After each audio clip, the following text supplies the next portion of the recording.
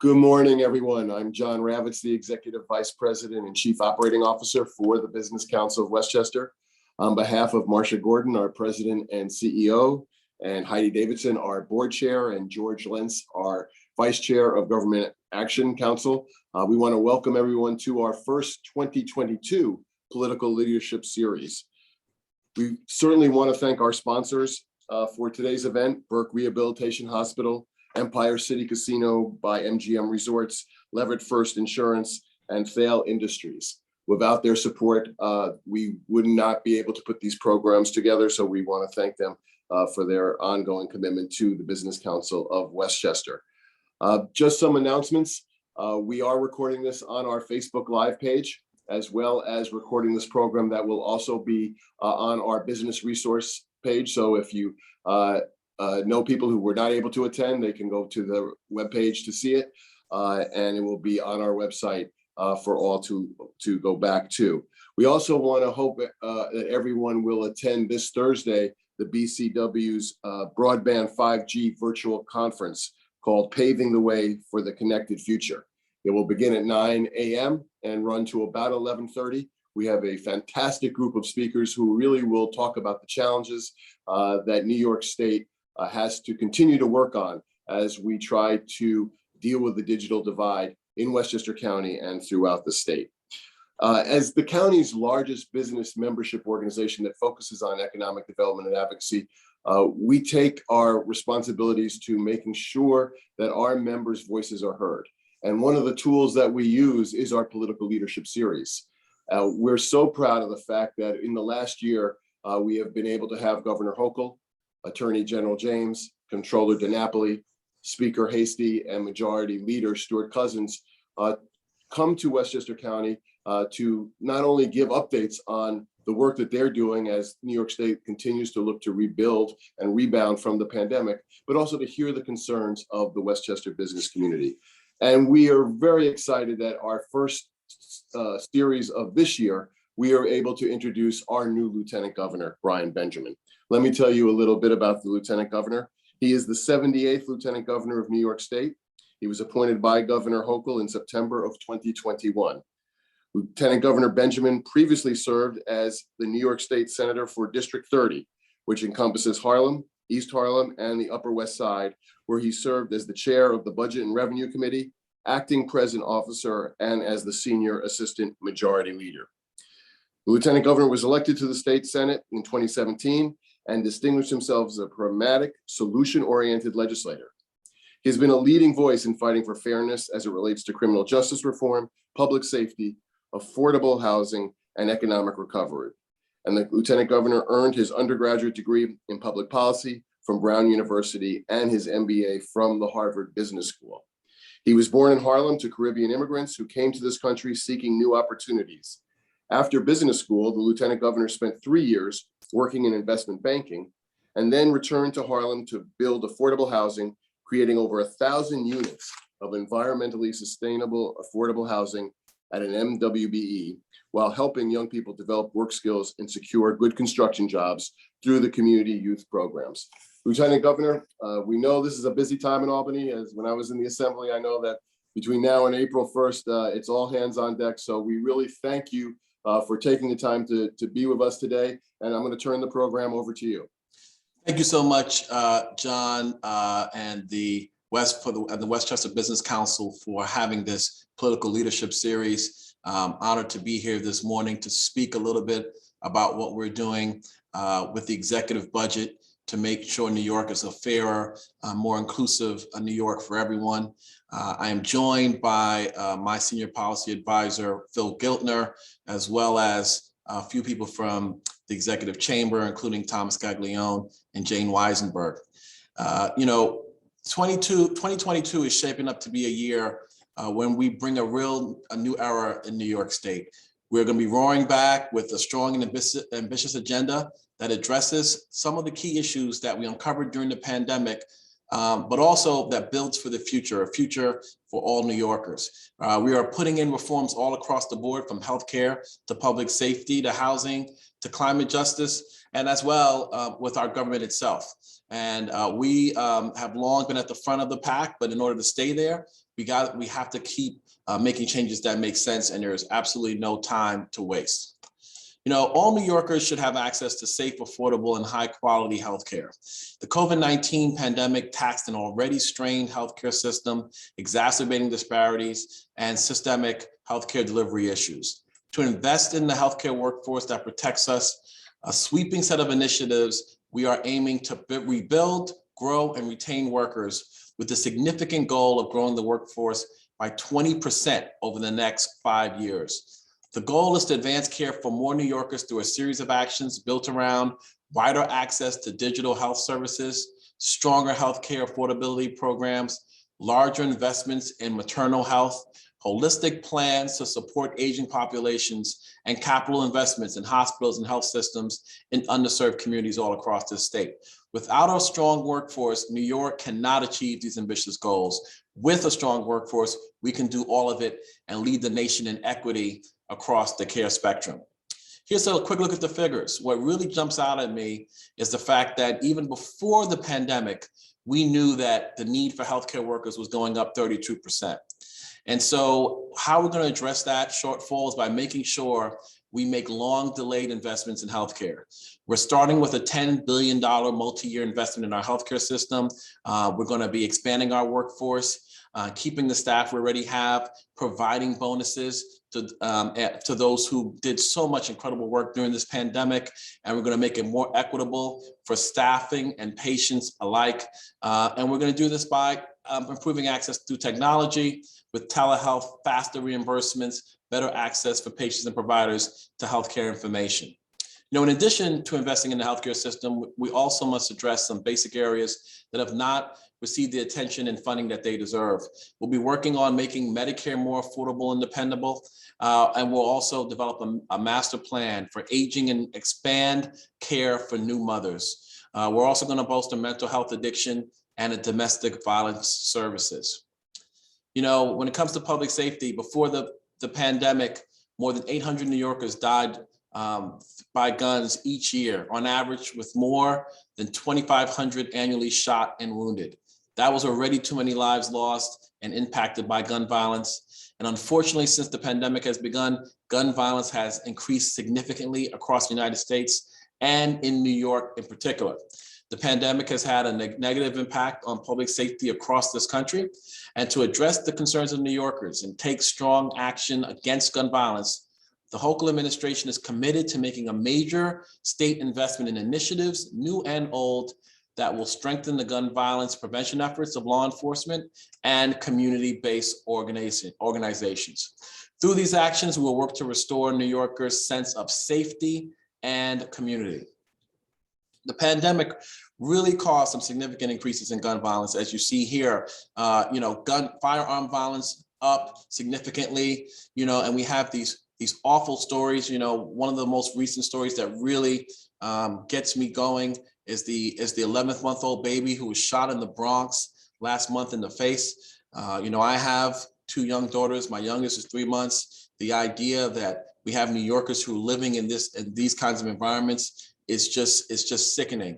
And also we are seeing a new and rising problem with ghost guns, right? These are gun kits that are being sold on the internet. And because the guns are being sent in different parts, it's hard to monitor and track them the way we do regular guns. So what are we gonna do about it?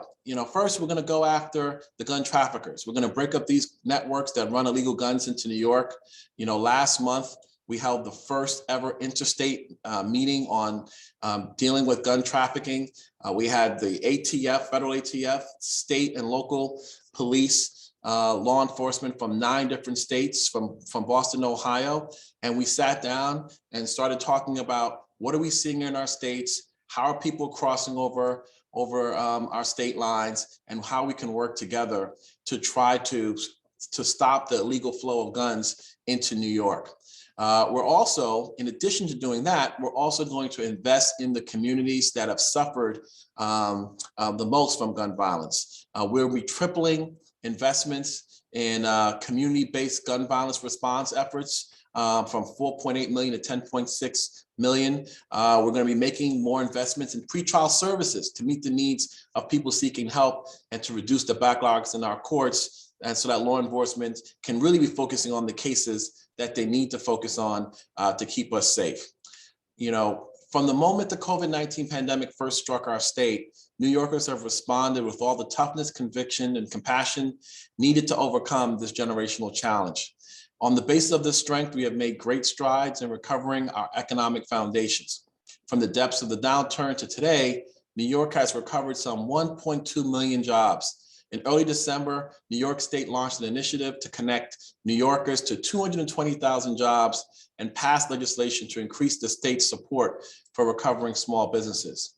To accelerate the recovery for more New Yorkers, the Hochul administration will provide meaningful tax relief for small businesses and middle-income households, ensure that our workers have access to both well-paying jobs and strong basic rights, strengthen re-entry programs to help the formerly incarcerated join the workforce, and protect New Yorkers from consumer or financial abuses.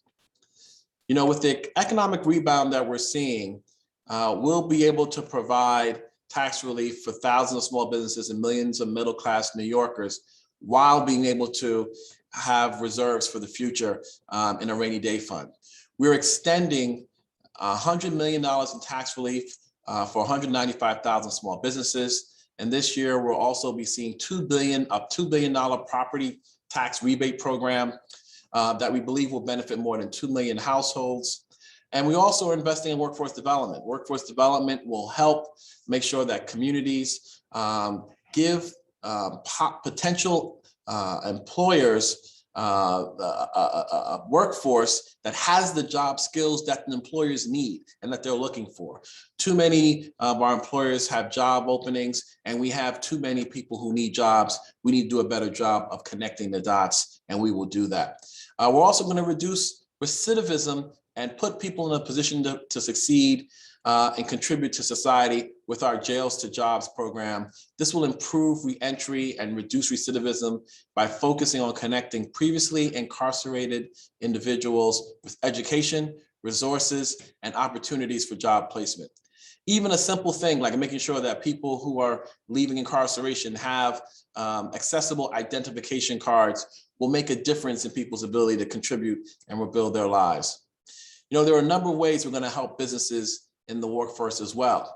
We'll also be making sure we're helping agriculture.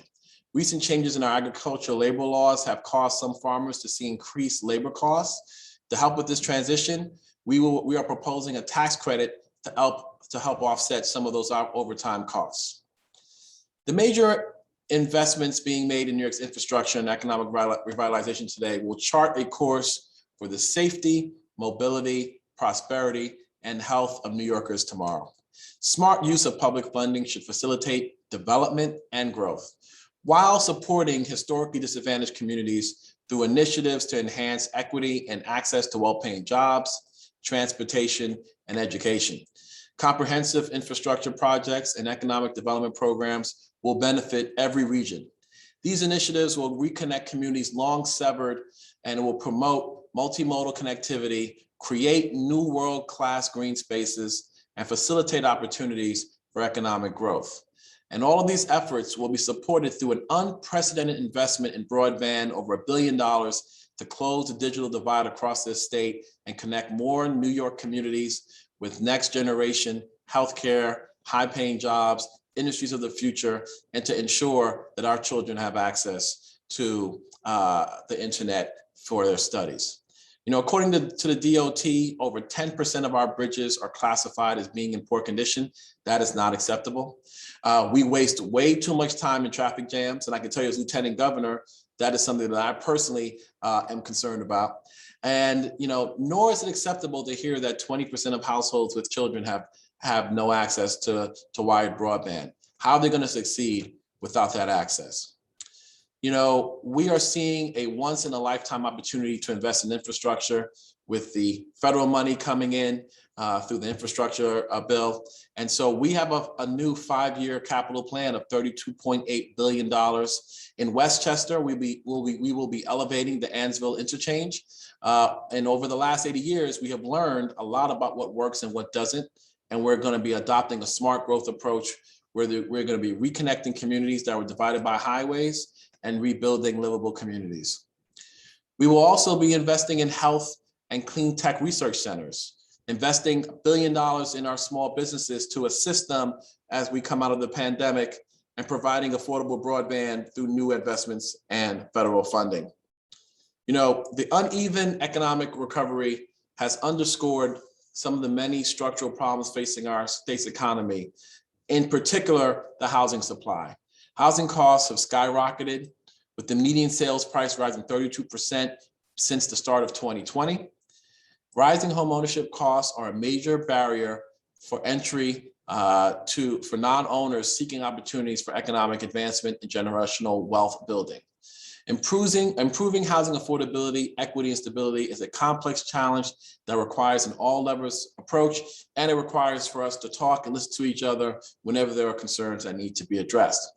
A sweeping set of actions we are designing to fortify New York's affordable housing stock, promote broader affordability by expanding the housing supply, preserve access and equity for disadvantaged groups, and attack the root causes of homelessness and housing instability. As you can see here, more than half of New Yorkers are rent burdened.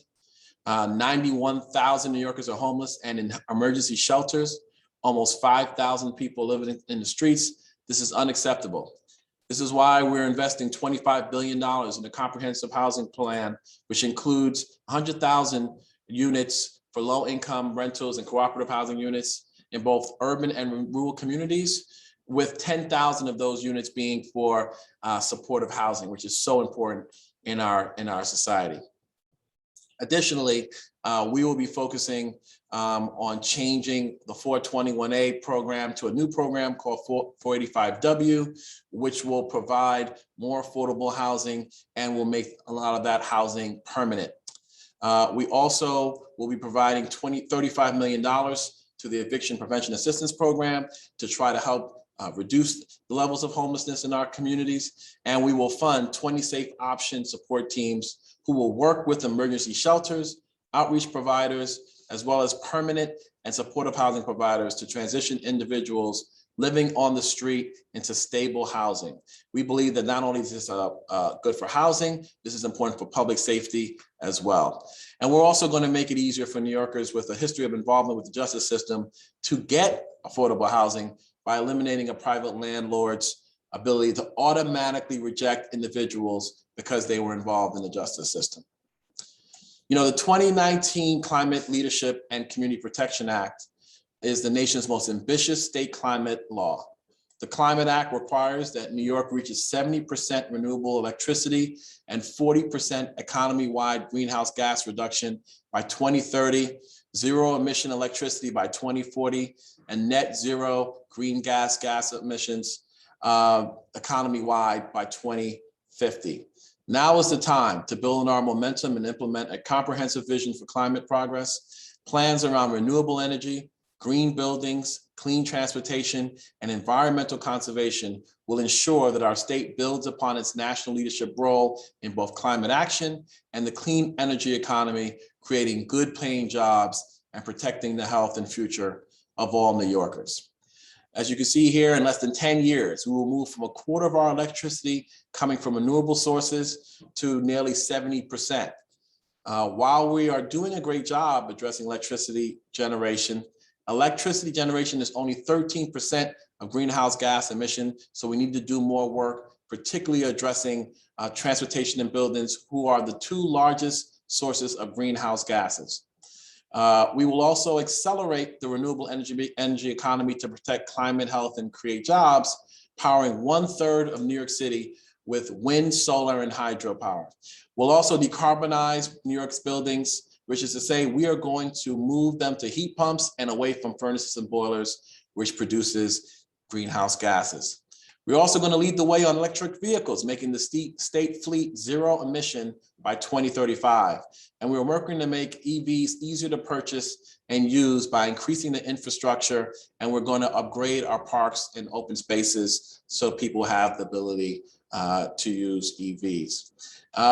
On education, the pandemic created an unprecedented disruption to education in New York State, with the potential to reverberate across our economy for years and limit opportunities for an entire generation of students unless we take action.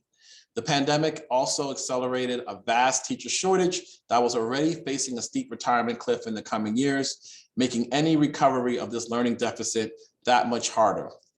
Far more must be done to help New York's young people recover from the pandemic and get on a path to success.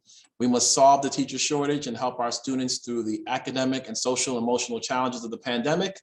Our higher education system must innovate to address structural challenges, focus on meeting the regional needs of today's workforce, and reach new levels of institutional excellence if we want to give our students every possible opportunity and put them at the greatest competitive advantage. New York is facing a steep retirement cliff, as I mentioned. 33% of our teachers are presently over the age of 50. That has only been exacerbated by the ongoing pandemic. The state needs 180,000 new teachers over the next decade to meet workforce needs. We will take immediate action to recruit and retain teachers and accelerate the teacher certification process. Luckily, New York is home to some of the best public colleges and the best public school systems in the world, and they will be able to fill the ranks of our teachers. It's time to move SUNY, CUNY, and our community colleges forward and take them to the next level. We will be providing incentives to attract retired teachers and other school workers to rejoin the workforce.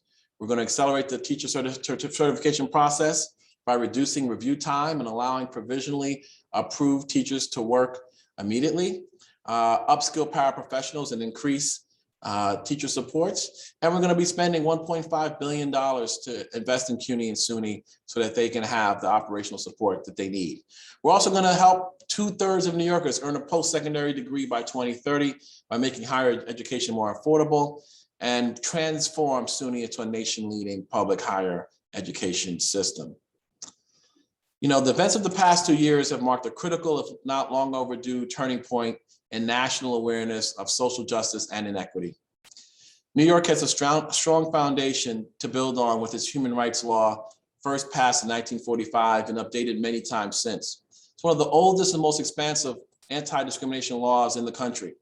But as the pandemic continues to expose vast disparities in our social and economic systems, and as hate crimes and subtler but no less damaging forms of discrimination continue to harm both New Yorkers and our communities, we must be even more intentional about the actions we take to ensure that our state is truly working on behalf of everyone we have vowed to serve. In furtherance of its commitment to equity and social justice, New York State will advance a wide-ranging plan to promote and support gender equity, racial equity, anti-hate social justice, the LGBTQIA+ community, immigrants and new arrivals, and veterans, with the goal of protecting the health, safety, economic opportunities, and fundamental dignity of every New Yorker.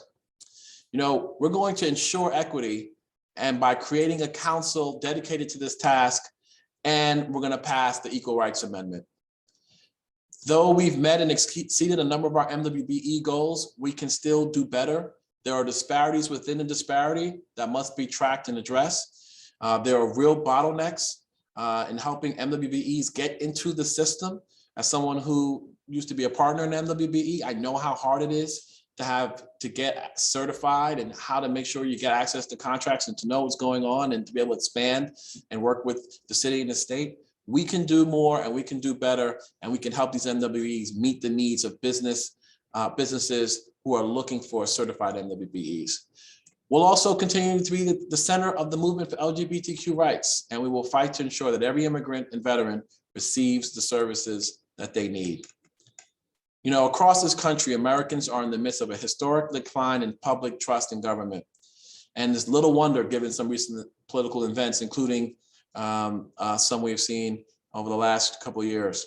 Since the 1960s, when up to 77% of Americans trusted the federal government to do the right thing, that faith has fallen steadily, settling in the teens and low 20s in recent years. This dramatic decline holds true across both major political parties. It has been more than a decade since more than 1/3 of either Democrats or Republicans expressed trust in their national leaders. Trust in state government is generally higher among Americans, but that also is in decline. As of September 2021, it was at its lowest point since 2009. The Hochul administration has taken steps to restore this faith, including announcing new transparency plans for more than 70 executive agencies and public authorities in October. But as we continue to recover from the social and economic devastation of the pandemic, New Yorkers of all backgrounds, across all parties, and from all regions expect even more from their elected leaders who pledge to serve their interests. As such, this administration will help to restore that faith by doing a couple of things. One, we will enact a statewide Voting Rights Act. Two, we will institute 2-term limits and an outside income ban for the statewide elected officials. And we will require ethics training and ensure that there's an ethics standard that is similar across the state. In summary, the Hochul administration has taken on a lot. I am honored to be the governor's partner. There's a lot that needs to be done. We've been through a lot in the last 2 years, and we're coming out of this. We're going to come out of this stronger than ever. We are aware that New York can do better, and we are determined to make sure that New York does better. We will do it together. And thank you, Westchester Business Council, for giving me the chance to say a few words this morning. Lieutenant Governor, thank you very much for that presentation, and obviously the agenda that the local administration has put forth for New York State is one that many of us certainly can support. We know your time is short. We have a few questions that we would like to ask.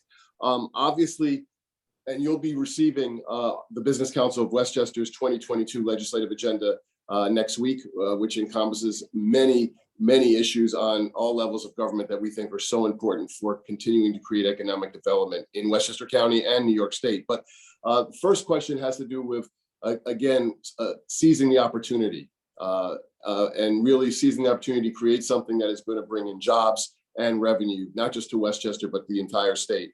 And we know that the issue of the 3 available commercial gaming licenses is part of the budget discussion. And you have a unique role in this because you served as the chair of the Revenue Committee, and you were also a member of the Senate Racing and Wagering Committee. So you have obviously studied this. Can you give us a little roadmap of how you think that's going? Yeah, so I think we will authorize the 3 last licenses in the budget. There are desires from different locations. Some obviously make sense. I don't want to go into all of that, but but that process we believe will play itself out over the next year. And I feel confident that we will make sure that as we look at the incoming RFP, we'll have an RFP when the time is appropriate. As we look at that we will ensure that the existing casinos will be taken into consideration so that we have an appropriate balance, ensure that we maximize state revenue and not necessarily harm the existing operators who are here. And again, this has been one of our top priorities. We'll continue to work with the Hochul administration to make sure that hopefully that happens.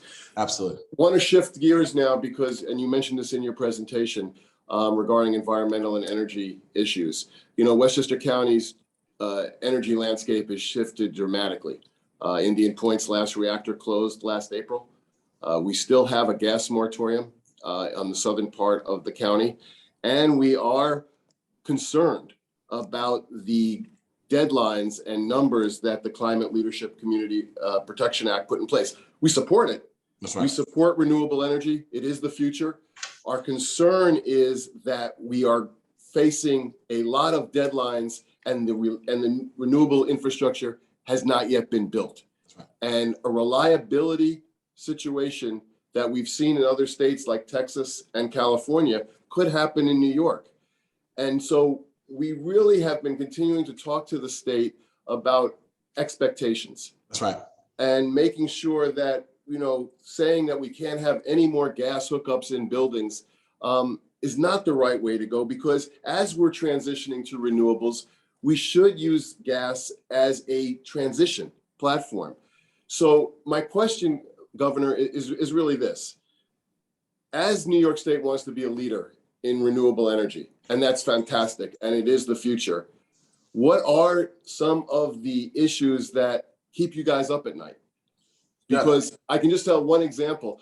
In terms of building that renewable infrastructure, we still can't get solar farms approved in our local town boards. So if we're not going to be able to build that infrastructure, how do we meet the numbers that the Climate Leadership Community Protection Act have put in place? So that's what keeps me up at night, me personally. And I will say to you, John, and I spoke about this with the governor a number of times, and she said this publicly. So we have our goals. We're going to do everything we can to get to those goals, but we're not going to put the economy and our businesses in a place where we're creating a problem. We want to transition to those goals. We want to work together. We want to be aggressive. We want to get the job done, but we're not going to do it in sort of with our heads in the sand and not work with and talk with local businesses and make sure that this is orderly, and I think that's one of the things that you can be proud of with Governor Hochul is that she's a collaborator, she's a listener. We have our goals, we want to hit them, but she has said herself, we have to make sure that we can do this transition just right, and that is, I think, the right approach. And we'll continue talking. I think that's the right way to think about it, is that she's not saying it will be this no matter what. I don't care the consequence. It is, this is what we're going to do. Here's how we're trying to get there. Let's, make this all happen. Well, and we appreciate that. And we know her commitment, and that makes us want to continue to collaborate with your administration, because. And at those challenges, as you're mentioning, one of the things that she keeps saying, and I agree entirely, is challenges on the ground. Let us know. Talk to Tom Scott. Let us know, and we'll just with this budget right now. I can tell you there's a few things in the budget that have created a lot of angst amongst people. We're hearing it across the board. We're listening. We're talking. This is not a dictatorship that we're trying to run here, right? We're trying to. Well, but there's some important things we need to do. And so let's move in that direction. Let's do everything we can to get the job done. That's terrific. And again, we're more than willing to be a partner on that and share information that we have on the ground that might be helpful as well. Shifting to criminal justice, because criminal justice and economic development do go hand in hand. We need to be able to protect our streets. We need to be able to show employers that their employees are going to be protected and safe. The presentation that you just gave talking about gun protection, I think, is spot on, and we have to address it. And New York should be a leader in this.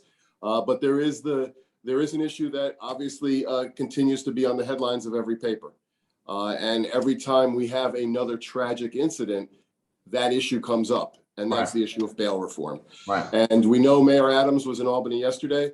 We know he met with the leadership there. There still seems to be a disconnect about not taking a breath and saying, look, we can continue to be a strong leader in bail reform, but we might need to revisit that issue and make sure that some of the cracks that are still in the system get filled. And I know you have been, and I've seen you, and I applaud your commitment. I've seen you at press conferences over the last few months in some tragic situations. Yeah. And being able to address this issue now, I think, has got to be a priority. So again, wondering where you see the legislature looking at this issue in a responsible way, but not ignoring the fact that this issue is not going to go away. Yeah, I think first of all, I think we should frame this conversation in the public safety issues across the board. I think bail reform is one piece in a number of pieces, right? So, and listen, there are a number. We have to be looking at two things at the same time. We got to be looking at the data, look at what we're seeing that's happening on the ground, and look at what's happening in the streets. And consider that safety is not just a statistic; it's a feeling that we need to make sure everyone has to the best of our abilities. And so, I believe, as someone who believes strongly in the reason why we did bail reform, which was, just as a quick reminder, which was to ensure that we didn't over incarcerate pretrial individuals who some are poor and some had money, and there was this sort of poverty-based approach to who can get incarcerated and who couldn't pretrial. I believe that was the right thing. As we made those decisions, we are seeing a number of issues that are a fact that a number of things are the reasons why those are the case, right? And so I think it's, we should comprehensively have the conversation and do what makes most sense across the board and keeps people most safe. And that's hard. But that's our job. So we're here to do it. And I look forward to those things. The good thing is the governor is listening.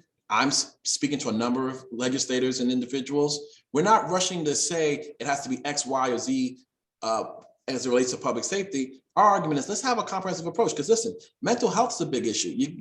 There are some states that have very draconian, for lack of better terms, bail laws, and they still have high crime. They still have, so you can't just, there's no silver bullet here. There's a comprehensive multiple pronged approach, and we should take this time to be very thoughtful about it. The repeat offender issue is something that we should figure out how we look at that. But there's a range of reasons for that. It's not just this, this law, that law. So that's kind of how we're looking at it. And I feel very, very confident that we will make the best decisions by the time we get this budget passed in April.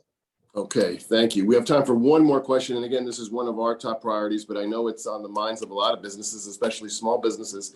And that's the issue with the Unemployment Insurance Trust Fund, which was decimated because of the pandemic. There is a major concern that if we don't rebuild that trust fund, the burden is going to fall right on the shoulders of small businesses in terms of having to pay higher taxes. Has the Hochul administration begun putting together a plan? And is it safe to say that we should use some of those federal dollars that we're getting to help rebuild the Unemployment Insurance Trust Fund? Well, listen, we are working on that. Is Thomas Gagnon and Jane on the call? I want one of you to jump in on this to give a little more color. Absolutely. Yeah, Go Jane, for it, you Tom. can take it. No, Okay. go ahead. Fantastic. Thanks, Governor.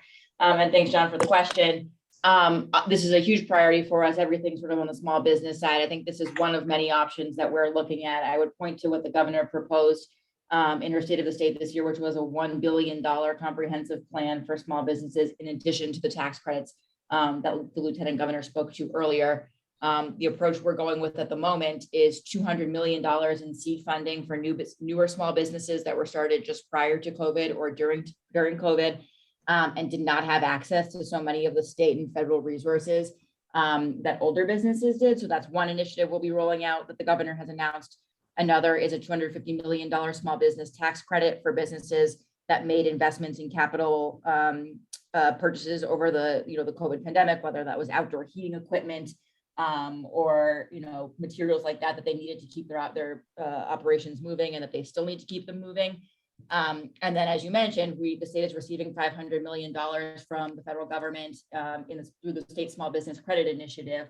And as the governor laid out, we're going to have sort of a combination of capital access programs, direct grant programs, direct loan programs, and some venture capital access as well, focusing on those businesses, obviously minority and women business owners that don't typically have access to those resources. So we understand that this is a major issue for folks.